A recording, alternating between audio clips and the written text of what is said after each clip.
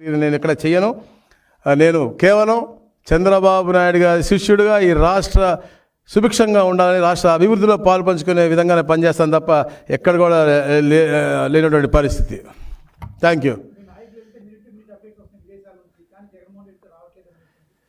నేను చెప్తుంది అదే కదా బ్రదర్. మేము ఇప్పుడు చంద్రబాబు నాయుడు గారు మొన్న వెళ్ళారు, 9 గంటలకి ప్రెస్ సోదరులకి మీకే ఇచ్చారు, లింకు ఇచ్చారు, ఏం పెట్టారు, ఏం మీటింగ్ పెట్టారు ఏంటి అనేది. మళ్ళీ నెక్స్ట్ ఏం చేస్తున్నారు అని, ఎవరితో మీటింగ్ పెట్టారు, వాళ్ళ పెట్టుబడులు ఏంటి, వాళ్ళతో ఏం డిస్కస్ చేస్తారో, వాళ్ళు ఏం అడిగారు, మనం ఏం ఇస్తామని చెప్పాం అనేది ఓపెన్ డొమైన్లో మీకు ఉంది అవైలబిలిటీ.